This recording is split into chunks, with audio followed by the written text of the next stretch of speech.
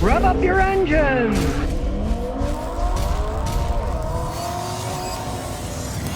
Well, we got doublespeak here for sure. The major Japanese car makers are saying they aren't raising prices in the U.S. because of tariffs. Toyota, Honda, Nissan said the price increases they have are not the result of U.S. tariffs. Okay, they're raising the price is raised to us. Who gives a rat's behind about what their rationale? No, it wasn't because of the tariffs. Of course it has something to do with it. If you put a percentage tariff on something that comes in the United States and it costs 15% more, of course they're going to raise the prices eventually. But the companies aren't going to admit it. They don't want to get Trump angrier, I guess. So they'll blame it on something else. But let's face the facts, people. Tariffs came, prices went up. Okay, there's a relationship there, right? Now, there's a 15% tariff as it stands today. You know, that's always moving around. But stuff coming from Japan is supposed to have a 15% tariff. So check out the price of a car before the tariff and now once that they've sold their old stock, maybe wait a month or two. And if you find that it's pretty much a 15% difference in price, you know where it came from, regardless of what they say. They just don't want to admit it, right? Here's what Toyota said. Talk about doublespeak. They said that when they raised prices in July, quote, it was not in response to the tariffs or prospects or increases, but rather a regular annual price increase to reflect increases in various operational costs. The tariffs are obviously a various operational cost. Okay, we know it. We're paying more, right? Come on now. That's just absurd. They deny that it has anything to do with it, but of course it does. We all know that. We're not idiots. You might treat us like idiots, but hey, quite a few of us understand tariffs equal we pay more for crap. Well, the Jeep Cherokee is coming back, and it's coming back soon as a 2026 hybrid powertrain and all-wheel drive. It's going to be only a hybrid, so they're jumping on the bandwagon like Toyota, but, and here is a gigantic but, it will be made in Toluca, Mexico. Let's see, let's make high-tech hybrid cars. Stellantis has got enough problem building regular cars, but build a high-tech hybrid in Mexico, the bastion of low quality. Sounds like yet another Stellantis mistake. The Cherokees have been gone since 2023, and now they say they're coming back as a 2026 model that they claim gets 37 miles a gallon and 500 miles of range on a single tank of fuel.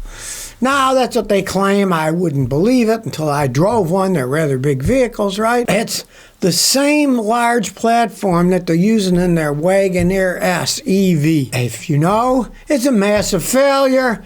Hardly anybody is buying those Wagoneer EVs. The launch of those EVs, they started at 73,000 smackers. Nobody wants EVs anyways, especially not a $73,000 Stellantis product. And now they're bringing back, at least it has a gasoline engine and a battery. It's a hybrid. It's not fully electric. They're wising up somewhat. Now they're saying that they're going to have 34 cubic feet of cargo space behind the second row, and that's 30% bigger than the previous Cherokee, so they're giving more room inside. I mean, the design doesn't sound that bad. But let's face the fact, building them in Mexico, not a smart move. Well, Toyota just announced a game-changing update for their popular model, the Highlander. They said it's going to be re-engineered. Now, to me, it's the wrong kind of engineering because Toyota said they're going to make an all-electric version of the Highlander. And you might think, okay, that was a big seller. Why do they want to turn it into an electric vehicle that people don't want to buy? Well, you got to realize it's kind of a technical thing because the larger Grand Highlander has been all their sales. The people like the larger Grand Highlander versus the Highlander. So Toyota's been selling a whole bunch of the larger Grand Highlander and not the smaller Highlanders. So they're going to bring the Highlander, the small one, back as an electric vehicle. Well, I guess that's logical. I mean, hey, Highlander, Grand Highlander, I mean, it's just ridiculous, the names and the things that are given out. But it's not like they're getting rid of the Highlander and they're replacing it with an electric vehicle. They'll still be making the Grand Highlanders that they're selling a bunch of, right? And then they'll mess around with, here's an electric Highlander to see if it flies or not. Now, they say it's going to be made in the Kentucky plant, and they're going to unveil it in 2028. So that's 3 years from now, right? Originally, they said they were going to build it at the Indiana plant where they started building their trucks years ago. The first trucks were made in Indiana. It was an old forklift, and they turned it into a truck one. But now they said they're going to make it in Kentucky, where they're working on setting up factories for building electric vehicles. They say that they're going to assemble their 3-row electric battery SUVs in the Kentucky plant. And they're going to make the Highlander EV, and they're also going to make a larger SUV that they haven't picked its name of yet. Well, maybe they won't even make the larger one. Who knows? You make too big electric vehicles. If they're too large, they cost too much money. The batteries have to weigh too much. They have less range. They take forever to charge up. So, maybe the bigger one won't be made. But they say they're going to make an electric version 2028. But they're still making the regular Grand Highlanders that have gasoline motors in them. I'm laughing at this. GM is so full of doublespeak.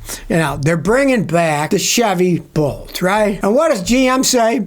You asked. We listened. We brought it back. Well, this amazes me. That was their biggest selling electric vehicle. Then they canceled it. And now they're bringing it back. Same thing, an electric vehicle, right? They act like, oh, you said you wanted it, so here it is. Hey, you stop making it. What kind of a moron would get rid of their best-selling electric vehicle while at the same time they're saying we're really into electric vehicles? And they originally said, well, we're getting rid of the Bolt because that's our old platform and we have a new platform. Well, guess what? The new Bolt is going to be on the same platform as the old one. It's not using the new platform because GM is trying to rush out another vehicle, and if they put it on a new platform, it would take too long, so they're still building it on the old platform. So, GM, I got a big question for you. Why did you get rid of it, saying that, well, we're going to put it on a new platform, but now you're making it on the old platform anyway? In other words, another screw-up by GM. Why would any company get rid of the best-selling of their vehicle in that market and then bring it back years later, the same configuration? Sure, it'll look different, of a different body and stuff, but it's not the new platform. It's going to be the same old platform that it was on before. But, they listen. They say they're listening. Yeah.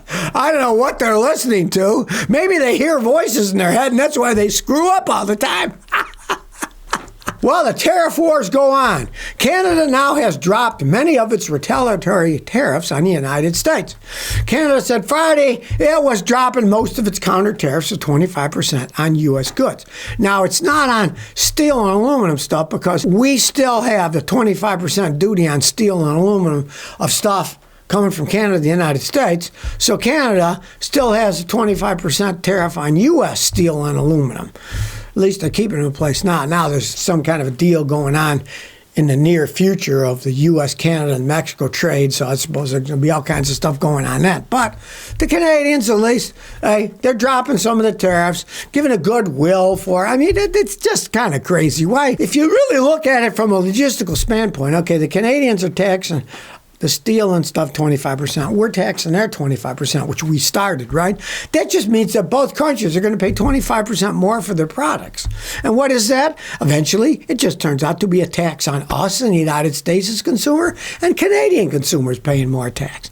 The governments are making the money, right? Both sides. It's just another tax. And the poor Canadians, they have enough taxes as it is, like the last thing they need in Canada. The last thing is more government taxes. They got more of them you can shake a stick at. They even have value-added tax there. It's just insane. Well, if you're like me and you think a lot of things aren't made as well as they used to, well, join the club. Mark sends me an email, and he says, Scotty, listen to my story. I bought a brand new Lexus in February. I drove about 20,000 kilometers. He's in Canada. And the car started hesitating. I took it 5 times to the Lexus dealer. They finally kept the car, and it's been sitting there for more than a month. They replaced a coil the first visit. Then they replaced all the coils and the spark plugs, second visit. Then they replaced one injector, but the issue's still there. They kept saying cylinder number 2 misfire, but wouldn't that have thrown a check engine light or code? Looks like I'm going to get my money back on the lemon law, and I will not touch a Lexus again. I'm looking at a Mazda now. Okay, yeah, you're right. If you did have a cylinder 2 misfire, it should have put the check engine light. That's how it goes. If you have a cylinder 2 misfire, it'll trip the code, like PO402 for misfire cylinder number 2. It's just going to do that. But it shows you the quality isn't what it used to be. Lexus used to be unbelievable. The first time the check engine light came on my wife's Lexus was when it was 22 years old, and it cost me $30 at an auto parts store because it was the same as a bunch of Toyotas. I didn't buy the Lexus one. I bought a Toyota one. They're the same, and they're much cheaper, right? This guy, this thing isn't even a year old, and it's already acting up. Not running right. And he took it back 5 times. They had it for a month, and they still can't figure out what's wrong. Basically shows you 2 things. They don't make them like they used to, and they sure as heck don't have mechanics like they used to at the dealers because they can't figure it out. They don't even have anybody who can figure out why this almost new car is misfiring on a cylinder. What kind of moronic mechanics do they have? Any mechanic worth their salt. We put our scan tools, we can see what's happening, we can do a wet, dry compression test of the cylinder, we can do all kinds of things. Don't tell me those mechanics don't have that kind of equipment at a Toyota dealer, right? Either that or they're just so stupid they don't know how to operate the equipment, which is what usually happens. They don't pay them enough, they don't get good mechanics, and then they just become parts changers. They're told, change this part, and then they change the part. They're no good at diagnosing. They got a car that's not even a year old, and they can't figure out why it isn't running right. There's a misfire on number 2. Any mechanic with their salt could figure that thing out in 5 minutes. If they really know there's a misfire, they know it's either going to be in the ignition system, the injection system, or problem inside the engine, like a leaking gasket, bad piston rings, bad valves. Those can all be checked out by any mechanic worth their salt. But it just shows you, 1, they don't care, you already bought the car, and 2, they probably don't have anybody working there that has the wherewithal to figure it out. Well, Tesla's in the news again. This time, they are facing a safety probe because they didn't report the crashes that their cars were in, which they're supposed to. As you know, they're all electronic, and they can get all kinds of information from them, but feds are saying Tesla significantly delayed the reporting of crashes that their vehicles have been in. Now, Tesla blamed it on, data collection or practices. This is a software company, right, with electric cars, and they're not even reporting the stuff right. And they said, well, we fixed that now. Yeah, that's what they always say, you know. Tesla's facing a federal probe by NHTSA because they said Tesla was not reporting crashes as they are required to. Sometimes it took several months or more before the reports came to them after the accidents. And the law is, the U.S. law says, anything with partial or fully automated driving systems have to report a crash within 5 days of that crash. Now, they got the machines, they're all electronic, so certainly they have the ability to know when the crash has occurred, but they didn't give it to them. NHTSA is also investigating whether Tesla neglected to report any relevant collisions and give them all the data. They're supposed to give all the data in, because after all, you know, there are crashes with these partial self-driving systems to see how good or how bad they are. Well, it would only make sense for Tesla to hold it back, because let's say they had a whole bunch of crashes in a certain period of time. They don't want that to know that, so they would space them out. A bunch of wrecks that occurred at the same time, so it didn't look like it was all one particular problem that happened all at once. We'll see what happens. There'll probably nothing, you know, usual government investigating things. Maybe they'll spank Elon again, you know, fine him something, like what's a fine to that guy?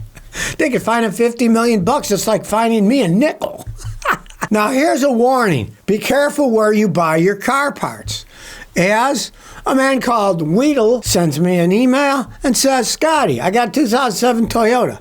I went to a discount auto parts store. I knew my radiator cap was bad because I had a pressure test. Checked it with my pressure tester, and it was bad. I called up the auto parts store, he says, and they told me they had no way to test their caps. If they're selling them, they should have a way to test them. It's very simple. Pump them, and then you got an adapter that goes on a pressure tester. You put a cap on it, and you can test the caps to see if they're working, right? Now, most of these stores actually do have such equipment, but they don't want you to use it, right? They don't want you to be hanging up them selling stuff, finding out that they're selling junk. So, he says, I had my pressure tester with me. So we checked it there in the counter. It shows that it doesn't work. As he says, the moral of the story is check new parts, especially if you can. Even if you're replacing your radiator, don't trust a new cap from a parts store. Bring a pressure tester. Check it yourself. Yeah, you can get them cheap enough, but that's the sad point of auto parts these days, that you can't even trust new stuff, because if you go to a discount auto parts store, almost all that crap, almost all of it is made in China. Just look closely. You'll see almost all of it is made in China. Radiator caps, I'm telling you, you want to go OEM. Let's say you got a Toyota. Most of those are Denso. So you would say, I want a Denso radiator cap. Now, a lot of times they won't have it in stock. So then it's time to get out your phone, go to Amazon, and put in Denso radiator cap for your car, and somebody will sell one, and it will come in the mail to you. That's what I do now. I'm not forced to do that because I'm not going to go to the Toyota dealer. One, it's a long drive. Two, they charge too much money for their stuff, and I get the same part from Amazon much cheaper, so I'll go that route. But realize you have to be very careful about the auto parts you buy because a lot of them are just absolute garbage these days.